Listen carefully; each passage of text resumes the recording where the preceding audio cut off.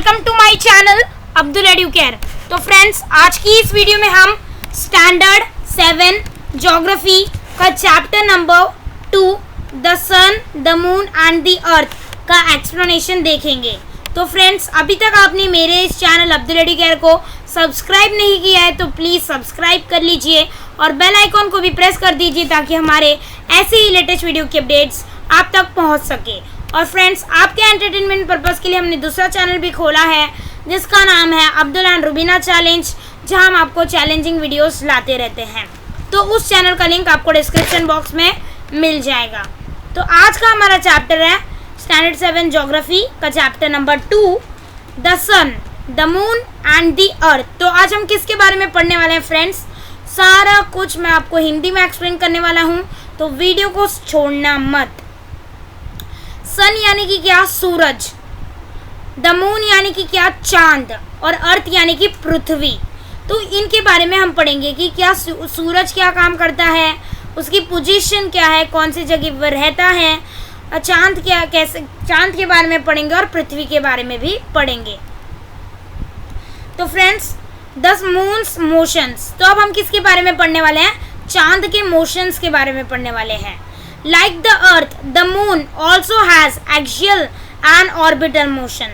तो अर्थ के जैसा ही जो मून है, चांद है, उसके पास भी एक्सियल और ऑर्बिटल मोशन है। वो भी क्या करता है? रिवॉल्व करता है, चक्कर लगाता है। किसके चक्कर लगाता है? पृथ्वी के। The moon while rotating around itself revolves around the earth and the earth revolves around the sun. तो जो मून क्या करता है? रोटेट करता है। रोटेट का मतलब क्या? रोटेट मतलब अपने में ही घूमना, अब एक ही जगह पर रहकर घूमना। तो मून क्या करता है? अपने में ही गोल गोल, चांद जो है घूमता है और घूमते घूमते अपने में ही वो किसके चक्कर लगाता है? किसके चक्कर लगाता है? वो सन के चक्कर, अर्थ के चक्कर लगाता है। मून अपने में ही घूमकर अर्थ के जो है चक्कर लगाता है, अर्थ के अराउंड रिवॉल्व करता है। तो फ्रेंड्स, रोटेट मतलब एक ही जगह पर रखकर घूमना और रिवॉल्व मीन्स पूरा चक्कर मारना। समझ गए हो फ्रेंड्स? तो मून क्या करता है? एक ही जगह पर अपने में रोटेट होते होते होते होते घूमते घूमते अपने में ही पूरा अर्थ के जो है पृथ्वी के चक्कर लगाता है। As a result, though the moon does not revolve around the sun independently, indirectly it makes revolution around the sun। तो देखो, जो मून है यानी कि चांद, वो किसके अराउंड रिवॉल्व करता है? किसके चक्कर लगाता है?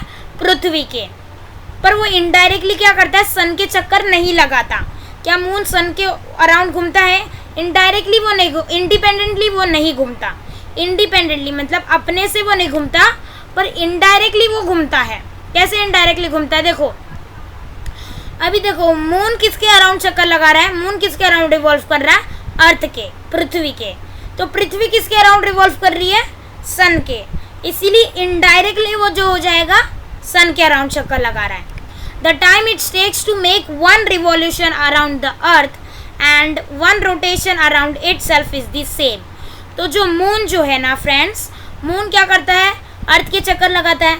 तो जो टाइम एक चक्कर लगाने में उसे लगता है और जो टाइम उसे एक बार अपने में ही घूमने के लिए, एक बार खाली रोटेट होने के लिए लगता है, वो दोनों टाइम सेम है फ्रेंड्स। जो देखो, अभी मून क्या कर रहा है? अर्थ के पूरा चक्कर लगा रहा है। इधर देखो फ्रेंड्स, मैं आपको इधर से समझाता हूँ। ये हमारा मून, ये पूरा क्या करेगा? इसमें घूम कर आएगा, इधर से पूरा अर्थ के ऐसे अराउंड चक्कर लगाएगा। तो इसका टाइम, और जब वो घूमेगा अपने बीच में ही एक ही बार इधर ही जगह पर ही, वो टाइम सेम है। अभी that is why we constantly see one and the same side of the moon. इसीलिए हम लगातार सिर्फ एक और सेम पार्ट ही मून का, सेम साइड ही मून का देख सकते हैं। Think about it, sunlight and moonlight, is there anything called sunlight and moonlight? Like sunlight and moonlight, is there anything called the earthlight? If yes, where do you think it is found? तो देखो, sunlight तो रहती है, sunlight यानी कि सूरज के किरण, और moonlight भी रहती है, मून चांद की रोशनी। तो सनलाइट भी होता है, मूनलाइट भी होता है। क्या अर्थलाइट ऐसा होता है? अगर ऐसा होता है तो आपको क्या लगता है वो कहाँ मिलेगा हमें? इसका आप जवाब मुझे कमेंट बॉक्स में ज़रूर करना। होप सो आपको क्वेश्चन तो समझ में आ ही गया होगा। ट्राई दिस, अभी आपको ये ट्राई करना है। Carry out this activity on a play ground, तो ये एक्टिविटी आपको कहाँ करना है? प्ले ग्राउंड में करना है। सिलेक्ट 3 स्टूडेंट्स, तो 3 बच्चों को आपको सिलेक्ट करना है, चूज करना है। Second, give them the roles of the sun, the moon and the earth, तो एक बच्चे को आपको सूरज बनाना है, एक बच्चे को आपको चांद बनाना है, और तीसरे बच्चे को आपको क्या करना है? पृथ्वी बनाना है। Make the sun stand in the middle, तो सन को क्या करना है? आपको बीच में खड़ा होने के लिए कहना है। Draw an elliptical orbit around the sun, तो सन के अराउंड आपको क्या बनाना है? इलिप्टिकल ऑर्बिट बनाना है। इलिप्टिकल ऑर्बिट क्या फ्रेंड्स? ये जो लाइन दिख रही होगी आपको, ये वाली जो ऑर्बिट जैसी है, देखो इधर लिखा है मून्स ऑर्बिट, ये वाली दिख रही है ना ऑर्बिट। ऑर्बिट का एरो किधर जा रहा है? ये वाला ये जा रहा है ना, ये जो लाइन बनी है से, जिसमें 2 साइड मून है, इधर एक मून है, इधर एक मून है, तो ये वाली लाइन को क्या कहते हैं? ये जो चक्र जो घूम रहा है, छोटी सी पतली ब्लू लाइन दिख रही होगी जिसमें दोनों मून जुड़े हुए हैं, अर्थ बीच में, तो ये वाली लाइन को ऑर्बिट कहते हैं, इलिप्टिकल ऑर्बिट कहते हैं। तो ऐसी एक इलिप्टिकल ऑर्बिट बनाना है आपको सन के अराउंड, जो बच्चा ठहरा उसके अराउंड आजू बाजू। फिर अभी आपको क्या करना है फ्रेंड्स? फिर अभी आपको करना है, तो देखो हमने इलिप्टिकल ऑर्बिट तो बना लिया। The student who has been giving the role of the earth should rotate around himself from west to east, तो जो स्टूडेंट को आपने रोल दिया था अर्थ का, उसको क्या करना है? रोटेट करना है, यानी कि अपने में ही घूमना है। हिमसेल्फ अपने में ही, east to west, east side से पूरा वेस्ट साइड तक घूमना है उसे। साइमल्टेनियसली ही should revolve around the student who is the sun along the drawn orbit in the anti-clockwise direction, तो उसे क्या करना है? उसे घूमते घूमते अपने में ही रोटेट होते, उसे किसके चक्कर लगाने? जो बच्चा सन का था, जो बच्चे को बीच में ठहरा किया था ना हमने सन बनाकर, उसके चक्कर लगाने हैं। कैसे चक्कर लगाना है? उसको ये जो ऑर्बिट थी, इलिप्टिकल ऑर्बिट जो बनाई थी, उसके अराउंड उसको चक्कर लगाना है एंटी क्लॉकवाइज, यानी कि जिस डायरेक्शन में हमारी क्लॉक जाती है ना, उसके अपोजिट डायरेक्शन को हम एंटी क्लॉकवाइज कहते हैं। तो देखो अभी हमारी क्लॉक कैसे जाती है? 12 बज रहे, तो अभी कितने बजेंगे? 1 बजेगा, पर वैसे नहीं घूमना है, उसको उल्टा घूमना है। 12 से 1 ऐसे, 12 से 11, 11 से 10, ऐसा एंटी क्लॉकवाइज आपको घूमना है। Make sure that the student who is performing the role of the moon is also revolving around the one who is acting as the earth, तो जो स्टूडेंट मून का रोल प्ले कर रहा है, चांद का, उसे किसके अराउंड किसके चक्कर लगाने हैं? उसे अपने में ही घूमते घूमते उसे, जो बच्चा अर्थ यानी कि पृथ्वी बना है उसके उसे चक्कर लगाने। और पृथ्वी की चक्कर किसे लगानी है? पृथ्वी की चक्कर लगानी है सन को, सन के, जो बच्चा सन का रोल प्ले कर रहा है उसको चक्कर लगाने हैं, अर्थ को। Draw diagram of the whole activity in your notebook, तो ये जो आपने देखा, ये पूरी एक्टिविटी का आपको डायग्राम आपकी नोटबुक में ड्रॉ करना है। अभी ज्योग्राफिकल एक्सप्लेनेशन देखेंगे इसका। The moon's orbit of the revolution is also elliptical, तो जो मून की ऑर्बिट है, रिवॉल्यूशन, जिससे रिवॉल्यूशन करता है, जिसकी मदद से वो चक्कर लगाता है मून, ये देखो, ये मून की जो ऑर्बिट मैंने बताई आपको, यही इलिप्टिकल ऑर्बिट है उसकी, तो यही इलिप्टिकल ऑर्बिट है as that of this earth. तो वैसे the moon's orbit of the revolution is also elliptical as that of this earth, तो जो मून जो है ना, चांद जो सन के चक्कर लगाता है, उसकी ऑर्बिट भी इलिप्टिकल है। As the distance of the moon from the earth is not the same everywhere along its orbit while revolving, इसी की वजह से देखो फ्रेंड्स, इसी की वजह से जो है, देखो अभी उसकी ऑर्बिट कैसी? इलिप्टिकल है। इलिप्टिकल यानी कि क्या फ्रेंड्स? मैं आपको समझाने की पूरी कोशिश कर रहा हूँ इधर, आप बस ध्यान देना। तो देखो क्या इलिप्टिकल ऑर्बिट मतलब कैसी, आपको मैं बताता हूँ, रुको। ये देखो, ये वाली जो ऑर्बिट है, मैं अभी वापस से अच्छे से ड्रॉ करता हूँ। तो देखो ऐसे ऐसे, सॉरी, ये देखो मैं वापस कोशिश कर रहा हूँ इधर, ऐसे। तो ये वाली जो ऑर्बिट है वो कैसे है? इलिप्टिकल है।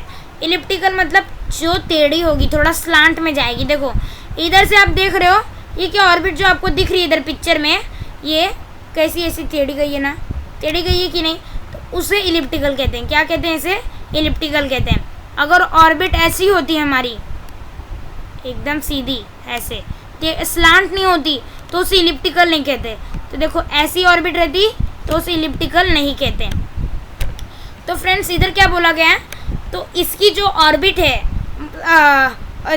इसकी जो ऑर्बिट है चांद की वो इलिप्टिकल है। इसकी वजह से जो उसका डिस्टेंस है अर्थ से मेजर जो करते हैं हम डिस्टेंस, वो सेम नहीं होगा जब वो घूमता है, जब मून घूमता है ना, रिवॉल्व करता है, जब अर्थ के चक्कर लगाता है तो सेम नहीं होगा। जैसे कि इधर देखो बताया गया है।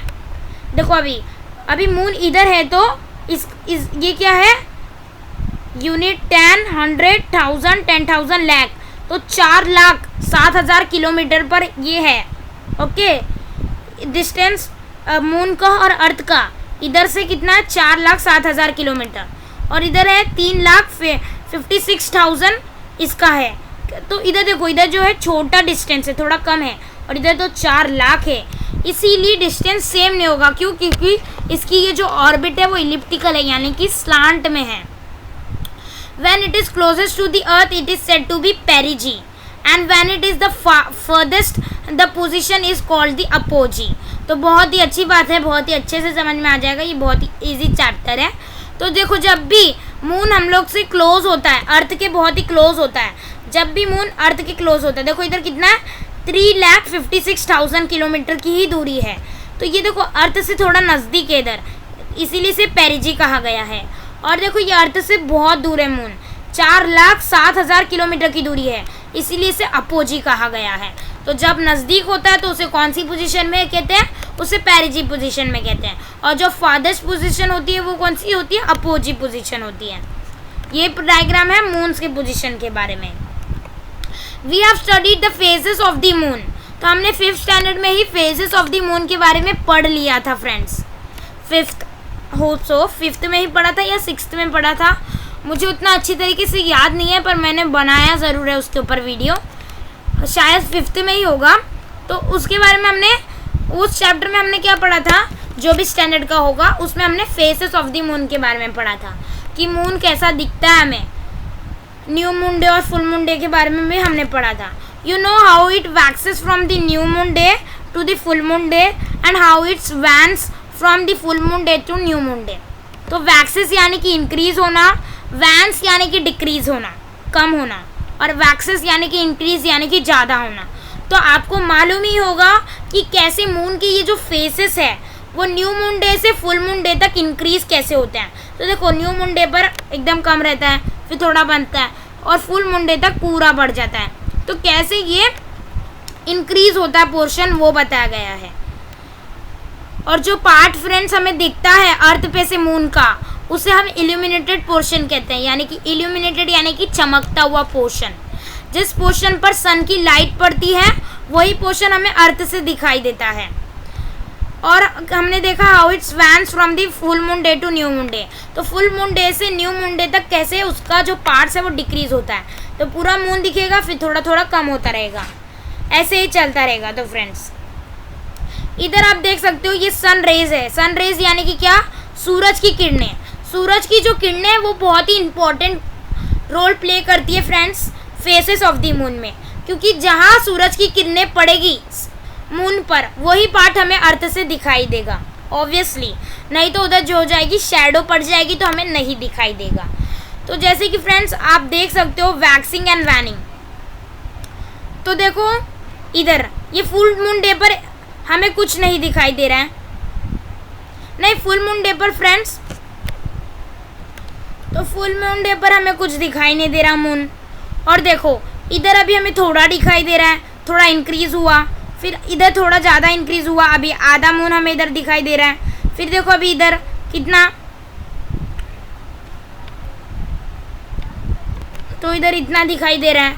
फिर ये न्यू मून डे हमारा, फिर थोड़ा सा इंक्रीज हुआ, देखो न्यू मून डे पर इतना। फिर आप इधर देख सकते हो अभी हमें कुछ नहीं दिखाई दे रहा न्यू मून डे पर इधर। फिर थोड़ा सा मून दिखाई दिया, फिर आधा मून दिखाई दिया, फिर आधे से थोड़ा ज़्यादा दिखाई दिया, फिर हमें इधर पूरा दिखाई दिया। ऐसे ही ये इंक्रीज और डिक्रीज होता है। वैक्सिंग, पीरियड ऑफ वैक्सिंग यानी कि क्या फ्रेंड्स, वैक्सिंग मतलब बढ़ना, इंक्रीज होना, और वैनिंग यानी कि डिक्रीज होना। होप सो आप समझ गए होंगे। Figure 2.2 waxing and waning moon faces. तो मून के फेसेस कैसे, मून का जो पोर्शन है वो कैसे आपको दिख रहा होगा, कैसे वो इंक्रीज हो रहे हैं और कैसे डिक्रीज हो रहे हैं। See figure 2.2 which show the different phases of the moon. तो आपको इस फिगर में डिफरेंट फेसेस दिखाई देंगे, डिफरेंट पोर्शन दिखाई देंगे मून के। It shows the relative position of the moon on both the quarters. तो दोनों क्वार्टर्स पर आपको पोजीशन दिखाई देंगे मून के। The full moon day and the new moon day with respect to the earth and the sun. तो हमारा ये जो फेसेस है वो किस पर डिपेंड करते हैं, अर्थ पर और सन पर डिपेंड करते हैं। इसीलिए इनके रिस्पेक्ट से, इनके हिसाब से कि अर्थ के हिसाब से हमें कौन सा दिखेगा, सनरेज कहाँ पड़ रही है, उसके हिसाब से हमें ये इनके पोजीशन दिखाए गए हैं। फुल मून डे पर कौन से पोजीशन होंगे, न्यू मून डे पर कैसे पोजीशन होंगे, वो सब हमें दिखाई दिए गए हैं। थिंक अबाउट इट, आपको इसके बारे में सोचना है। Figure 2.2 shows the position of the moon as seen from the space and as seen from the earth. How will you identify which are which, तो कैसे आइडेंटिफाई करोगे।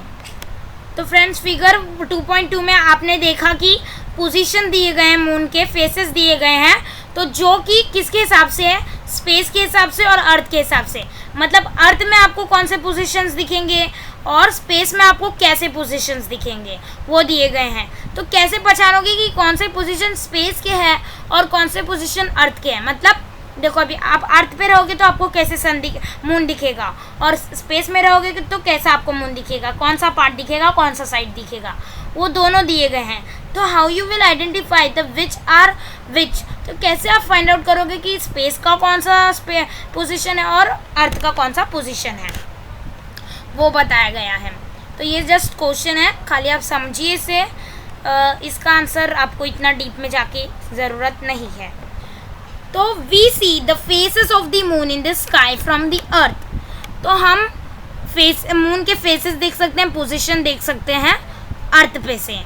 दे are illuminated portions of the moon. तो वो क्या है, चमकता हुआ portion है मून का, जहाँ सनलाइट पड़ती है वो हमें दिखाई देता है। जैसे कि देखो अभी इधर देखो ये सन है, इस साइड लाइट पड़ रही है, इसीलिए अभी देखो ये वाला पोर्शन जो है वो इल्यूमिनेटेड पोर्शन है। उसी तरह से जहाँ सनलाइट पड़ेगी उस तरह से। अभी देखो ये क्या है, सन है, मून है और अर्थ है, ये दोनों क्या है, एक लाइन में। एक लाइन में रहोगे तो ये कितनी डिग्री बन जाएगी, 180 डिग्री बन जाएगी। तीनों एक लाइन में आ गए हैं। और ये है क्वार्टर डे और ये है क्वार्टर डे, ये दोनों क्वार्टर डे है, बहुत क्वार्टर डे है। देखो अभी इधर सन है और इधर अर्थ है और इधर मून है, तो कितना एंगल बन जाएगा इनके बीच में, 90 डिग्री। आप देख सकते हो ना 90 डिग्री राइट एंगल बन रहा है ना। और इधर देखो सन है, इधर सन है और इधर सन है, तो इधर भी 90 डिग्री ही बन जाएगा, कोई बताने की बात नहीं है उसमें। और देखो अभी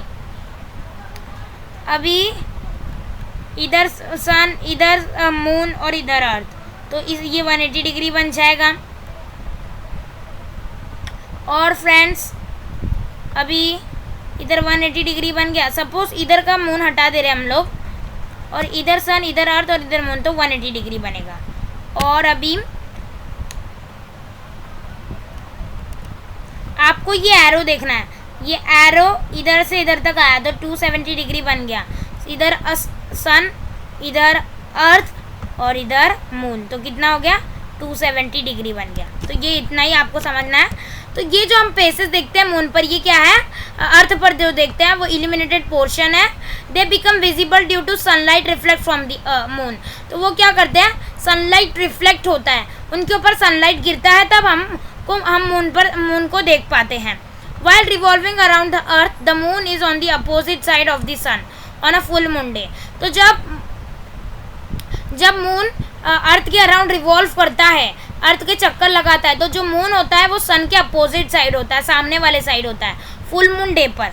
whereas on a new moon day it is position between the sun and the earth. तो देखो अभी न्यू मून डे पर क्या होता है दोस्तों, जो मून होता है वो सन और अर्थ के बीच में होता है। देखो अभी न्यू मून डे पर, अभी ये मिटाता हूँ, आपको समझाता हूँ डायग्राम से, आप समझोगे ना, एक मस्त आपको समझ में आएगा फ्रेंड्स। टेंशन की कोई बात नहीं है, आप एग्जाम में ऐसे ऐसे पास हो जाओगे, बस एक्सप्लेनेशन इज टू इम्पोर्टेंट। तो देखो न्यू मून डे पर क्या होता है फ्रेंड्स, न्यू मून डे पर क्या होता है, याद रखना, न्यू मून डे पर क्या होता है, सन, मून और अर्थ। तो देखो सन एक साइड होता है और मून एक साइड होता है, और इन दोनों के बीच में मून होता है। और क्या होता है, फुल मून डे पर क्या होता है फ्रेंड्स, जो सन और जो मून है ना फ्रेंड्स, फुल मून डे पर, ये देखो इधर, फुल मून डे पर जो मून है क्या होता है, सन के अपोजिट साइड होता है, अर्थ बीच में होता है और सन के अपोजिट साइड, यानी कि सन उस साइड है तो ये इस साइड रहेगा। देखो सन ऊपर है और ये क्या है, मून नीचे है, तो फुल मून डे पर वो अपोजिट साइड पर होता है, और न्यू मून डे पर मून जो होता है बिटवीन होता है। इतना आपको याद रखना है। On the first and the third quarter day the moon, the earth and the sun make an angle of 90 degree. तो फर्स्ट और थर्ड क्वार्टर डे पर, फर्स्ट क्वार्टर और थर्ड क्वार्टर डे पर जो मून होता है और अर्थ और सन वो कितने का एंगल बनाते हैं, 90 डिग्री का एंगल बनता है। समझ में आया, कितने डिग्री का, 90 डिग्री का। At this points we see half the portion of illuminated moon. तो ये पोजीशन पर जब ये 90 डिग्री के एंगल में होते हैं, सन, अर्थ और देखो पृथ्वी, सूरज और मून, ये जब 90 डिग्री के एंगल में आ जाते हैं, 90 डिग्री के एंगल में, यानी कि क्या, मून ऊपर होता है, अर्थ बीच में होता है, और सन ऊपर होता है, अर्थ इधर होता है और मून इधर होता है, तो ये इनके बीच में कितना राइट एंगल बन जाता है। तो जब ये राइट एंगल यानी कि 90 डिग्री के पोजीशन पर होते हैं, तो हम अर्थ पर से आधा चांद देखते हैं, आधा चमकता चांद हम अर्थ पर से देखते हैं। Hence in the sky it appears semi circle in shape. तो स्काई में से हमें कैसा दिखता है, आधा सेमी सर्कल शेप में हमें मून दिखाई देता है। अभी हम पढ़ने वाले हैं इक्लिप्सिस के बारे में। इक्लिप्स यानी कि ग्रह, जो आप ग्रह देखते हो, चांद ग्रह, सूर्य ग्रह, उनके बारे में हम पढ़ेंगे अभी। तो फ्रेंड्स जो ग्रह होते हैं उनके बारे में हम पढ़ेंगे। The orbital path of the earth and that of the moon are not in the same plane. तो जो ऑर्बिट होती है अर्थ की और मून की, वो दोनों सेम नहीं है। देखो ये वाली जो ऑर्बिट है, ये वाली छोटी सी जो आपको दिख रही है, वो किसकी है, मून की है, और ये जो बड़ी सी है वो किसकी है, अर्थ की है। तो इन दोनों की जो ऑर्बिट की प्लेन है, यानी कि ये जो बना हुआ है ऑर्बिट, वो सेम नहीं है। The moons revolutionary orbit make an angle of about 5 degree with that of the अर्थ।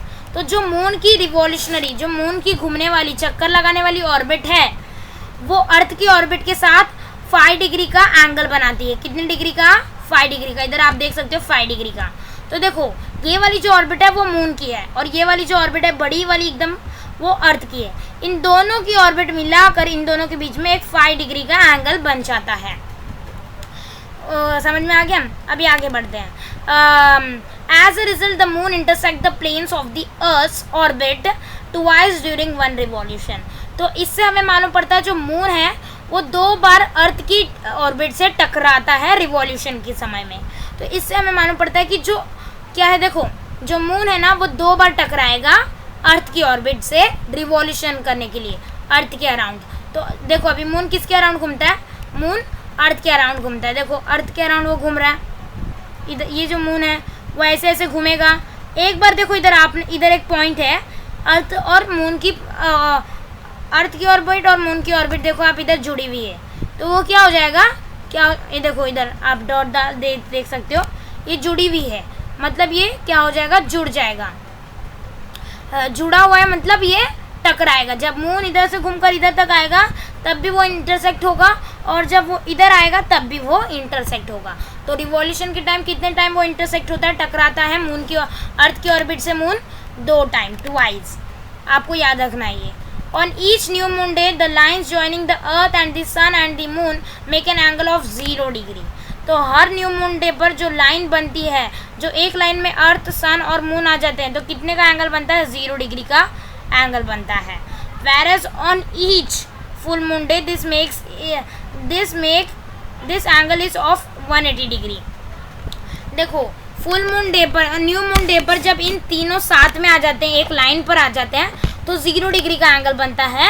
पर जब फुल मून डे पर ये तीनों साथ में आते हैं तो 180 डिग्री का एंगल बनता है वो टाइम।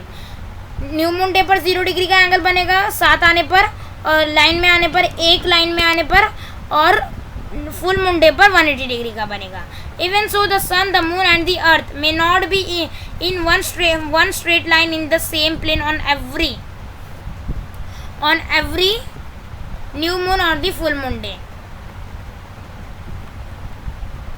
तो फ्रेंड्स ज़रूरी नहीं है जो अर्थ, सन और मून एक ही लाइन में आएंगे, सीधे ही आएंगे, सीधे आ जाएंगे फुल मून और न्यू मून डे में, एक स्ट्रेट लाइन में आ जाएंगे, ज़रूरी नहीं है हर न्यू मून और फुल मून डे पर। हमने ऐसा पढ़ा कि जो अर्थ, देखो इधर मैं वापस से आपको ये डायग्राम की मदद से समझाता हूँ। ड्रॉप कर रहा हूँ मैं, थोड़ा टाइम दो मुझे फ्रेंड्स, अपना प्रीशियस टाइम मुझे थोड़ा सा दो। तो देखो ये सन है, ये मून है और अर्थ, ये तीनों क्या है, एक लाइन में आ गए, अभी सीधे है ना, इन लोग स्ट्रेट है ना एकदम। तो ज़रूरी नहीं है हर न्यू मून और फुल मून डे में ये स्ट्रेट आए। देखो आपने देखा इधर न्यू मून डे के टाइम भी ये स्ट्रेट है, और देखो फुल मून डे के टाइम भी ये एकदम स्ट्रेट है। तो ज़रूरी नहीं है, इधर तो बताया गया है, पर ज़रूरी नहीं है हर फुल मून डे और न्यू मून डे पर ये स्ट्रेट लाइन में आए। Hence eclipses do not occur on new moon on each new moon और फुल मून डे। तो देखो इसी वजह से देखो जब ये साथ में आते हैं ना तो ग्रह होता है, इसीलिए ये हर न्यू मून और फुल मून डे पर साथ में नहीं आते, इसीलिए ग्रह नहीं होता। इसीलिए कंफर्म नहीं है कि हर न्यू मून और फुल मून डे पर ग्रह हो, नहीं होता। However, sometimes on a new moon day or a full moon day, the three fall in one line and are in same plane. Eclipses occur on such occasion. तो किसी full moon और new moon day पर ये साथ में आ जाते हैं, straight line में आ जाते हैं और सेम प्लेन में आ जाते हैं, जिसकी वजह से एक्लिप्सेस अकर होती है, यानी कि ग्रह होता है वो टाइम। एक्लिप्सेस में भी सोलार और लूनार। तो एक्लिप्सेस दो टाइप की होती है, एक होती है सोलार एक्लिप्स और एक होती है लूनार एक्लिप्स। तो हो गया angles between the planes of the orbit. तो ये अर्थ की ऑर्बिट और मून की ऑर्बिट के बीच में 5 डिग्री का एंगल होता है, और जब मून रिवॉल्व करता है अर्थ के around, it has to intersect the earth orbit twice. मतलब उसको अर्थ की ऑर्बिट को टकरा कर कितने बार जाना पड़ेगा, 2 बार, इधर एक बार और इधर एक बार। आप देख सकते हो ये 2 पॉइंट ही कैसे है जो अर्थ की ऑर्बिट और मून की ऑर्बिट जुड़े हुए हैं, तो उधर उसे टकराना पड़ेगा, समझा। और अर्थ की ऑर्बिट और मून की ऑर्बिट में कितना एंगल बनेगा, 5 डिग्री का। Okay clear. अभी आगे बढ़ते हैं। थिंक अबाउट इट, आपको इसके बारे में सोचना है। Consider the relative position of the sun, the moon and the earth on the new moon day and the both quarters.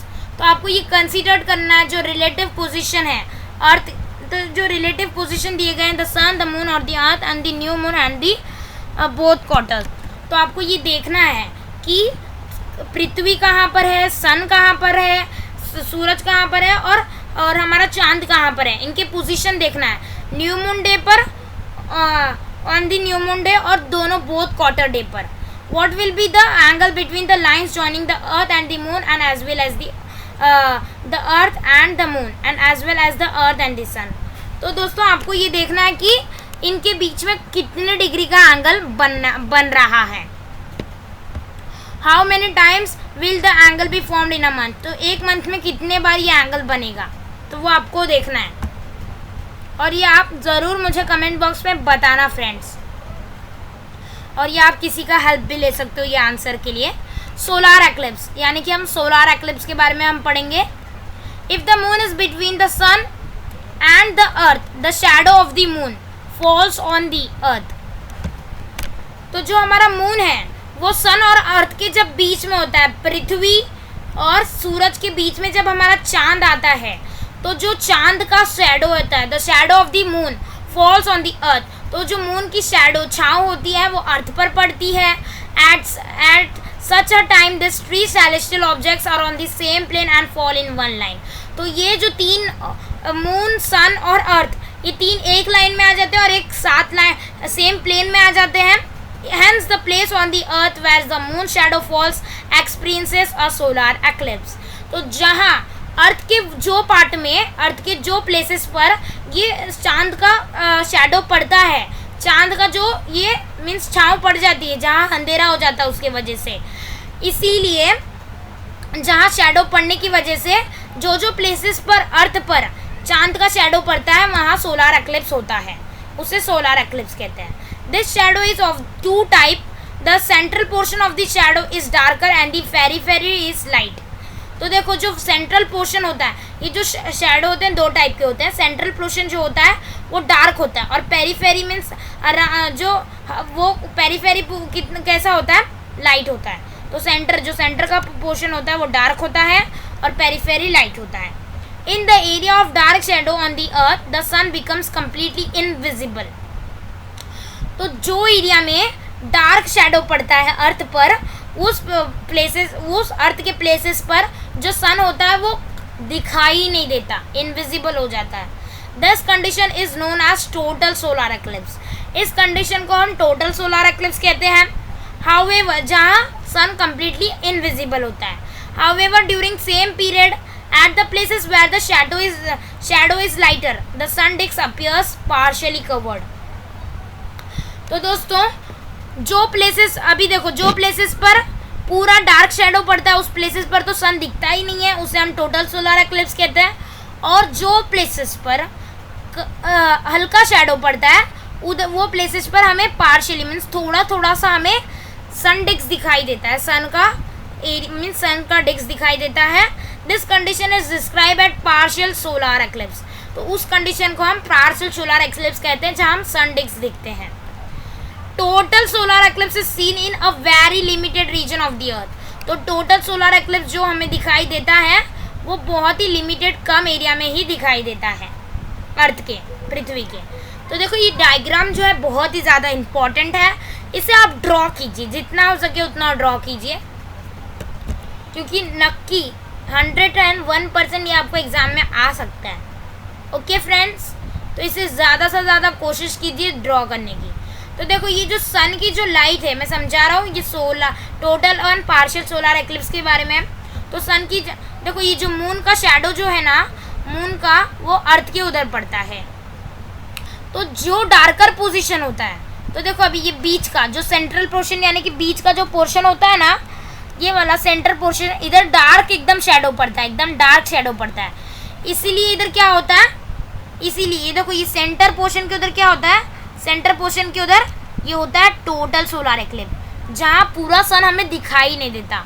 और ये देखो इधर साइड में देखो हल्का हल्का पड़ रहा है ऊपर और नीचे, ये सेंटर पोर्शन नहीं है, ये कहीं साइड का पेरीफेरी पोजीशन है ये।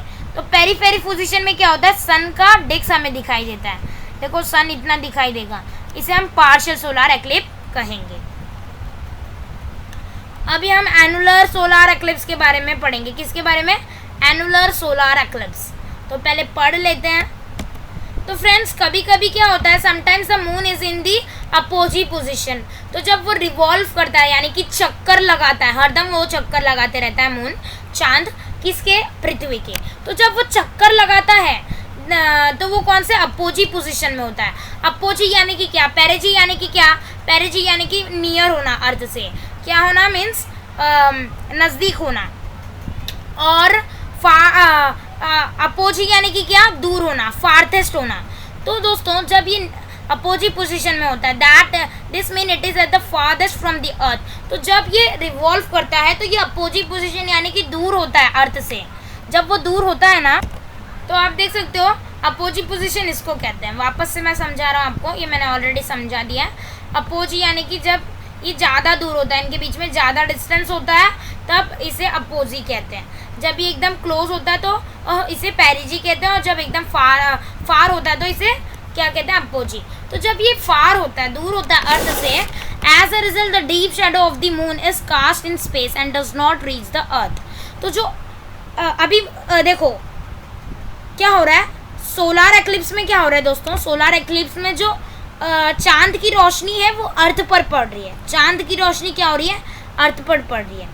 शैडो जो है चांद की वो अर्थ पर पड़ रही है। तो देखो अभी अर्थ जो है सन से ज़्यादा दूर है, कितना, बहुत ज़्यादा दूर है, फारथेस्ट है यानी कि दूर है, अपोजी पोजीशन में है। तो जब ये दूर होता है तो वो जो चांद की रोशनी है अर्थ तक नहीं पहुंच पाती, वो स्पेस में ही रह जाती है, हमारे स्पेस में ही रहती है। तो इसीलिए वो अर्थ तक नहीं पहुंच पाती। क्यों, क्योंकि वो दूर होता है। From a very small region of the earth, an illuminated edge of the sun disk is seen in the form of a ring. तो दूर होने की वजह से अर्थ के एक छोटे से ही रीजन पर खाली हमें एक चमकता एज, एक चमकता किनारा दिखेगा सन डिस्क का, एक रिंग जैसा. देखो आप, इतना सा ही. देखो अभी, देखो ये, देखो अभी ये घूम रहे हैं. तो ये जो मून है ना, मून की जो रोशनी है वो अर्थ तक नहीं पहुंच पा रही. आप देख सकते हो इधर ही रुक गई है, स्पेस में ही रुक गई है, क्योंकि ये दूर है. इनके बीच में बहुत ही डिस्टेंस है, अपोजिट पोजीशन में है, तो ये नहीं पहुंच पा रही. इसीलिए इस रीजन में एकदम छोटे से रीजन में अर्थ के क्या होता है, एक सन डिस्क का एक छोटा सा किनारा ही दिखाई देता है, रिंग जैसा, यानी कि अंगूठी जैसा. आप इधर देख सकते हो. इसे हम एनुलर सोलर एक्लिप्स कहते हैं. क्या कहते हैं? Annular solar eclipse. This is called annular solar eclipse. इसे एनुलर सोलर एक्लिप्स कहते हैं. Annular solar eclipse is a rare phenomena. तो ये एक रेयर यानी कि ज़्यादा नहीं देखने वाली घटना है. एक्चुअली पार्शियल और टोटल सोलर एक्लिप्स होते रहते हैं, पर एनुलर सोलर एक्लिप्स कभी कभी ही होते हैं. रेयर यानी कि एकदम यूनिक है, कभी कभी ही होता है. ट्राई दिस, ये आपको ट्राई करना है friends. Take a ball of a clay or mud and keep it at the centre of a table. या तो आपको क्ले यानी कि चिकनी मिट्टी का बॉल लेना है, या तो आपको चीकड़ का बॉल लेना है जो बना है चीकड़ से. Keep it at a centre of a table. आपको टेबल के बीच में रखना है. क्या रखना है? टेबल के बीच में. आप इधर टेबल पर देख सकते हो. Fix a pencil vertically in the clay ball in such way that it's sharp and points upwards. तो हमें इधर चीकड़ का बॉल क्यों लेने बोला था, या क्ले का, चिकनी मिट्टी का? ताकि जो पेंसिल है उसके अंदर चले जाए. और दोस्तों, वो चिकनी मिट्टी के बॉल के अंदर हमें जो खड़ा पेंसिल होगा, पेंसिल को हमें वर्टिकली यानी कि खड़े तरीके से रखना है. आप इधर देख सकते हो पेंसिल एकदम खड़े तरीके से रखी गई है पिक्चर में. और उसका जो ऊपर वाली नोक होगी, शार्प पॉइंट, तेज जो पॉइंट होगा जहाँ से हम लिखते हैं, वो ऊपर रहना चाहिए. समझ गए? फिक्स अ स्मॉल प्लास्टिक और sponge ball on the sharp end of the pencil. तो पेंसिल के शार्प एंड पर आपको क्या रखना है? एक प्लास्टिक बॉल रखना है, या तो स्पंज का जो बॉल आता है वो रखना है. Draw a circle along the mid line of the ball. Let this ball be your moon. तो आपको मून के बीच में एक मिड लाइन बनाना है, बीच वाली लाइन बनाना है, और इसे हम मून कंसीडर करेंगे अभी. Now place a large plastic or rubber ball at a distance of 10 to 15 centimetre from this moon. तो ये मून से आपको 10 या 15 सेंटीमीटर की दूरी पर एक बड़ा सा रबर बॉल या लार्ज प्लास्टिक बॉल आपको रखना है. मून से होना चाहिए उसका distance. Let this be larger, let this larger ball be the earth. तो ये जो बड़ा वाला बॉल है वो हमारा अर्थ है, ये छोटा वाला बॉल हमारा मून है. Draw along the midline of this ball too using a pencil in the center. Let this be the equator. तो ये जो अर्थ वाला है हमारा, इसके बीच में भी आपको एक लाइन बनानी है, और ये वाला जो लाइन होगा वो हमारा इक्वेटर होगा, बीच वाला पार्ट होगा. पेंसिल से ही आपको बनानी है. Keep the ball steady using a rubber और क्लॉथ रिंग. तो आपको ये जो बॉल को है ना, keep the ball steady using a rubber और क्लॉथ रिंग. तो फ्रेंड्स, ये जो अर्थ वाला जो हमारा बड़ा बॉल है, उसको वो हिले ना, गिरे ना, इसीलिए उसके नीचे आपको एक कपड़ा रखना है, क्लॉथ रखना है, ऐसे राउंड शेप में बनाकर. Arrange the ball representing the earth and the moon in a such way that the circle drawn on the moon will be in the plane of the equator of the earth. तो इस तरह से आपको ये जो ball को है arrange करना है मून के, इस तरह से नहीं, सॉरी, ये तो लूनर एक्लिप्स है. इस तरीके से आपको ये बॉल को अरेंज करना है. देखो इधर लाइन बनाकर ऐसे आपको उसके राउंड वो घूम सके, ऐसा आपको अरेंज करना है. Take a torch the sun, hold it at a distance of 30 centimetre from the moon. तो आपको एक टॉर्च लेनी है. टॉर्च क्या रहेगा? आपका सन रहेगा. टॉर्च जो रहेगा आपका सन रहेगा. सन को क्या करना है आपको? 30 सेंटीमीटर, मून से क्या होना चाहिए? वो 30 सेंटीमीटर दूर होना चाहिए. Direct the light beam of the moon. तो आपको ये जो लाइट है वो किस पर गिरेगी? मून पर गिरेगी. तो observe the shadow of the smaller ball on the earth to understand how solar eclipse occur. तो आपको ये जो शैडो गिरेगी स्मॉलर बॉल की अर्थ पर, मून की जो शेडो गिरेगी अर्थ पर, वो आपको ऑब्जर्व करनी है। फिर आपको क्या करना है, समझ जाओगे आप कि कैसे सोलर एक्लिप्स होता है। इधर देख सकते हो आप, ये देखो मून की शेडो गिरेगी किस पर, अर्थ पर। समझ में आ गया। सोलर एक्लिप्स हो गया। अभी हम पढ़ने वाले हैं लूनार एक्लिप्स के ऊपर। Lunar eclipse, a lunar eclipse occur when the moon enters the shadow of the earth. तो लूनार एक्लिप्स कब होता है, जब मून जो होता है अर्थ के शेडो, जब अर्थ का जो शेडो है वो मून पर पड़ता है। देखो सोलर एक्लिप्स जब होता था जब मून का शेडो अर्थ पर पड़ता था, पर लूनार एक्लिप्स कब होता है, जब अर्थ का शेडो मून पर पड़ता है। वाइल रिवॉल्विंग अराउंड इट, जब वो घूमता है तो अर्थ का जो शेडो होता है वो मून पर जब पड़ता है तब लूनार एक्लिप्स होता है। At this time it is necessary that the earth is between the sun and the moon. तो ये टाइम पर ये नेसेसरी है, ज़रूरी है कि जो मून है वो बीच में ही होना चाहिए सन और अर्थ, मून के। And all three of them are in the same plane, और तीनों क्या होना चाहिए, सेम प्लेन पर होने चाहिए, सेम लाइन में होने चाहिए। On a full moon day, on a full moon day the moon's path of revolution passes through the thick shadow of the earth। तो फुल मून डे पर जो मून का पाथ होता है, मून का जो रिवॉल्यूशन का ऑर्बिट होता है वो किससे मीन्स किसके थ्रू गुजरता है, एक थिक शैडो के थ्रू पास होता है। If the moon is totally hidden with the shadow we see a total lunar eclipse. तो जब देखो मून पर जब अर्थ की शैडो पड़ती है तब लूनार एक्लिप्स होता है, और जब शैडो पड़ने की वजह से मून पूरा ही गायब हो जाता है तो हमें उसे क्या बोलते हैं, उसे हम बोलते हैं total lunar eclipse. And if only a part of the moon is in the shadow we see a partial lunar eclipse. तो जब थोड़ा सा ही पार्ट मून का जो है मीन्स जिस पर शैडो गिरता है थोड़ा सा ही पार्ट इनविजिबल होता है तो उसे हम पार्शियल लूनार एक्लिप्स कहते हैं, क्योंकि थोड़ा सा पार्ट ही पर शैडो गिरी है। तो अभी वो देखना है कि कैसे ये होता है एक्सपेरिमेंट कर। तो ट्राई दिस, आपको ये ट्राई करना है। Arrange the material use for the solar eclipse demonstration earlier as shown in the figure 2.9 and try to understand how a lunar eclipse. तो जो मटेरियल आपको लगा था सोलर एक्लिप्स के लिए वही मटेरियल आपको लूनार एक्लिप्स के लिए लगने वाला है। अभी देखेंगे हम लूनार एक्लिप्स कैसे अकर होता है। तो देखो आपको क्या करना है फ्रेंड्स,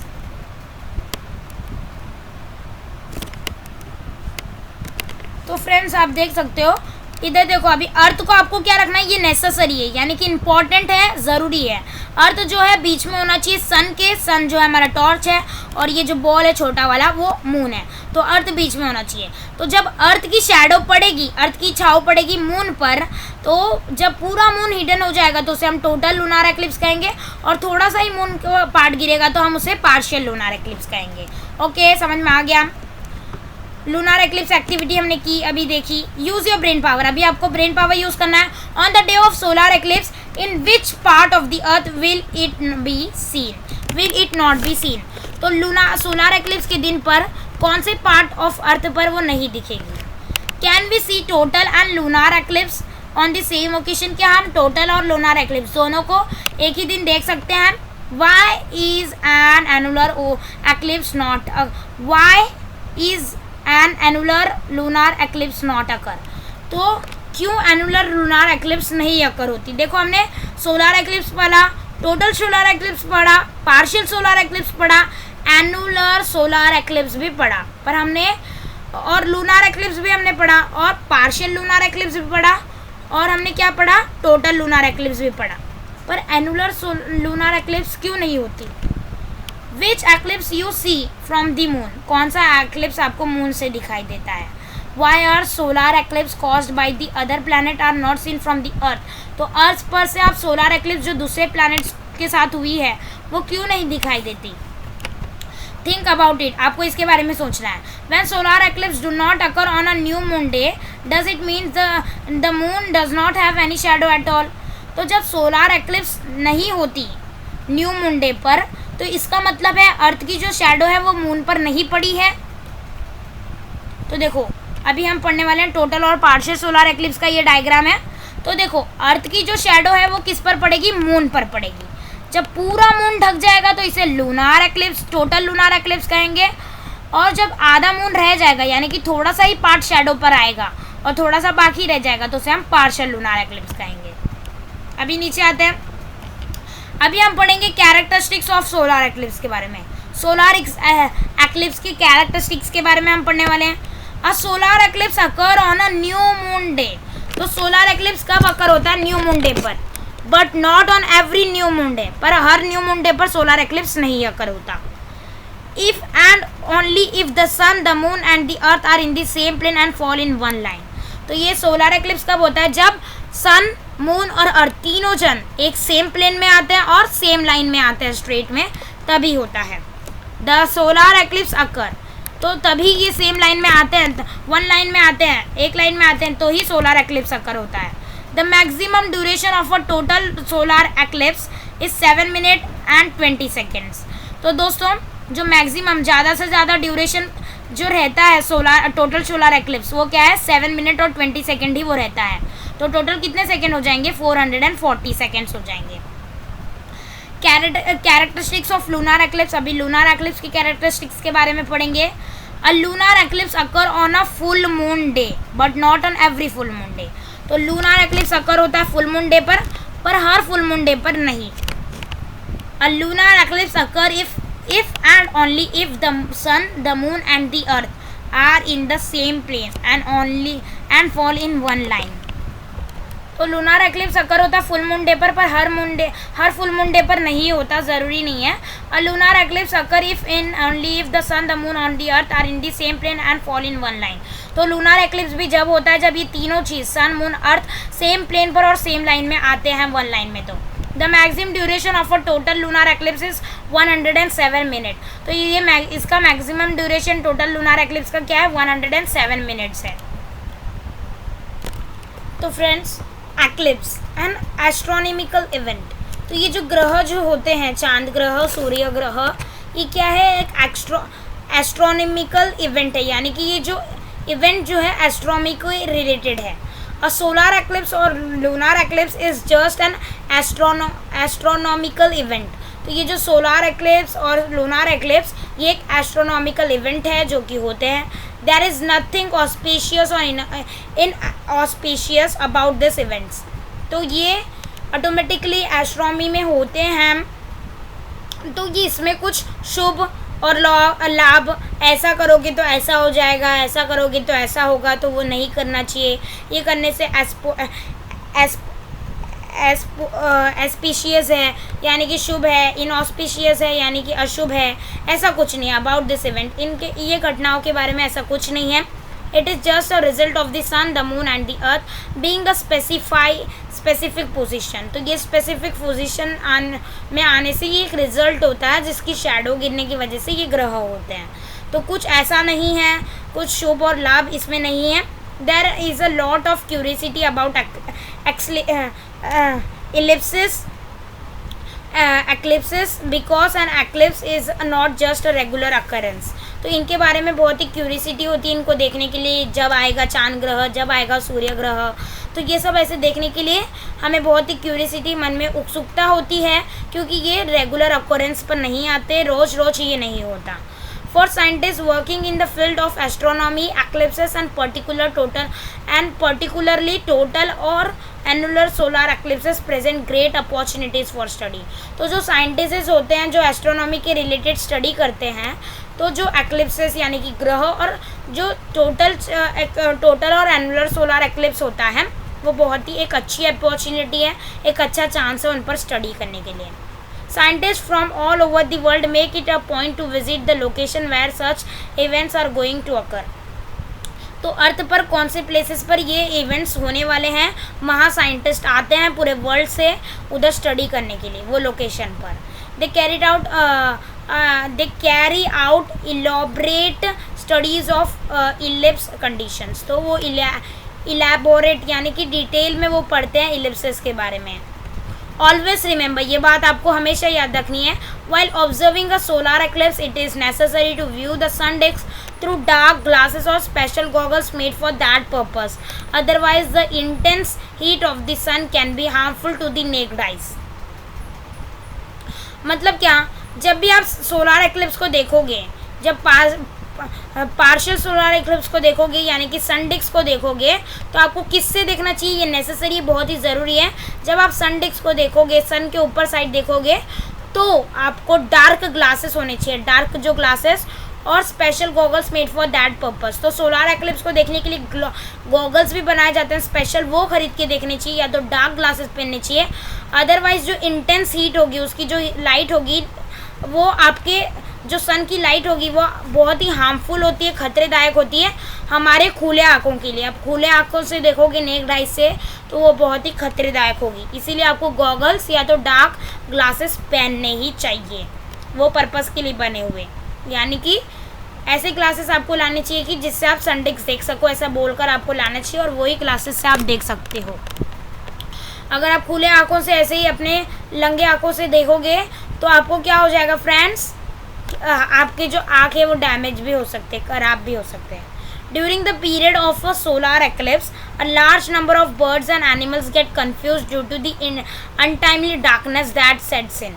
तो जो सोलर एक्लिप्स के समय में तो जो बहुत सारे बर्ड्स और एनिमल्स होते हैं वो कंफ्यूज हो जाते हैं, क्योंकि अनटाइमली मीन्स बिना समय से ही डार्कनेस हो जाता है। मीन्स अभी डार्कनेस होने का समय भी नहीं है, वो खाना खाने जाते हैं तो अचानक डार्क हो गया, अंधेरा हो गया सोलर एक्लिप्स की वजह से। इसीलिए जो सोलर एक्लिप्स के अचानक अंधेरा हो जाता है, इसीलिए जो बहुत सारे बर्ड्स और एनिमल्स होते हैं कंफ्यूज हो जाते हैं। At this is an event that as this is an event that does not suit their biological clock। तो वो क्या करते हैं, एनिमल्स और बर्ड्स के पास भी दिमाग होता है कि अगर अभी इतनी लाइट होगी मतलब दोपहर हो गई, इतनी लाइट होगी सनलाइट आ गई मतलब 1 बज गया, थोड़ी सनलाइट कम हो गई यानी कि 5 बज गया। ऐसे वो एक बायोलॉजिकल अपनी क्लॉक बना के रखते हैं, पर ये जो इवेंट है वो बायोलॉजिकल क्लॉक से सूट नहीं होता, अचानक से डार्कनेस हो जाती है, इसीलिए वो कंफ्यूज हो जाते हैं। Their response to the event is also unusual। तो उनका जो रिस्पॉन्स होता है ये इवेंट से वो अनयूजुअल होता है, वो बहुत ही कंफ्यूज हो जाते हैं। Try to observe the response of the bird and animal at the time of such events and record your observation. तो सोलर एक्लिप्स के समय में आपको बर्ड्स और एनिमल्स को देखना है, कैसे वो करते हैं, उनके ऑब्जर्वेशन को देखना और वो रिकॉर्ड कर लेना आपको। तो अभी डू यू नो, क्या आपको मालूम है ऑक्यूल्टेशन एंड ट्रांजिट के बारे में? ऑक्यूल्टेशन क्या होता है, transit like ellipses some other specific condition occur with reference to the sun or the moon। तो इलिप्सिस जैसा होते हैं, ग्रह जैसे होते हैं एक्लिप्सेस, उसी तरह से और दूसरी भी कंडीशन होती है, सन से होती है और मून से होती है। वो क्या होती है वो हम देखेंगे। They are called occultation and transit respectively. तो उन्हें ऑक्यूल्टेशन कहा जाता है और ट्रांजिट कहा जाता है। Occultation occurs with reference to the moon. तो ऑक्यूल्टेशन किससे होता है, मून के रेफरेंस से होता है, मून के वजह से होता है, और ट्रांजिट होता है सन की वजह से। तो अभी हम ऑक्यूल्टेशन के बारे में पकड़ेंगे। This is a typical event occurring in space. तो ये ऑक्यूल्टेशन एक घटना है जो स्पेस में अकर होती है। The moon revolves around the earth. तो मून जो है अर्थ के चक्कर लगाता है। While doing so it obscures a star or a planet that celestial bodies appears to hide behind the moon. तो देखो ये क्या करता है फ्रेंड्स, जो अभी देखो ये मून जो है अर्थ के अराउंड चक्कर लगाता है, रिवॉल्व्स करता है। तो करते करते ये क्या करता है, ऑब्स्क्यूर यानी कि सारे ये जो स्टार होते हैं, प्लैनेट होते हैं और बाकी सारे सेलेस्टियल बॉडी को अपने पीछे क्या करता है, तो रिवॉल्व करते करते ये सारी चीज़ों को ऑब्स्क्यूर कर लेता है। ऑब्स्क्यूर यानी कि स्टार जो प्लैनेट होते हैं और सेलेस्टियल बॉडी को ये हाइड कर लेता है। ऑब्स्क्यूर यानी कि हाइड, अपने पीछे छुपा लेता है। And that celestial body appears to hide behind. तो उसके पीछे हाइड बिहाइंड द मून, तो ये मून के पीछे छुप जाते हैं। This is called occultation. तो इन्हें ऑक्यूल्टेशन कहते हैं। The total solar eclipse is actually a kind of occultation. तो टोटल सोलर एक्लिप्स एक काइंड की ऑक्यूल्टेशन है। During this the sun disc gets hidden completely because the moon. तो moon की वजह से ही रिवॉल्यूशन करते समय जो सन डिस्क है वो कम्प्लीटली हाइड हो जाती है इसके पीछे, इसीलिए इसे ऑक्यूल्टेशन कहा गया है ये प्रोसेस को। ट्रांजिट के बारे में पढ़ेंगे। If an inner planet like Mercury or Venus comes in between the line of the earth and the sun. तो जो इनर प्लैनेट है जैसे कि मर्क्यूरी और वीनस, ये अर्थ और सन के बीच में आ जाते हैं, तो क्या होता है, ट्रांजिट होता है। At that time a small dot appears to move across the sun disc. तो वो समय पर जब ये बीच में आते हैं, मर्क्यूरी और ये वीनस अर्थ और सन के बीच में आ जाते हैं, तो ट्रांजिट होता है, इसे ट्रांजिट कहते हैं। तो उसके समय पे क्या होता है, छोटा सा डॉट जो होता है वो अपीयर दिखाई देता है सन डिस्क के ऊपर। देखो आप इधर एक छोटा सा डॉट देख सकते हो इधर सन डिस्क के ऊपर। Transit is a type of solar eclipse. Transit एक टाइप का सोलर एक्लिप्स है। The transit of mercury, mercury का ट्रांजिट दिया गया है इधर। Look for me elsewhere, class 7 general science chapter number 17। तो क्लास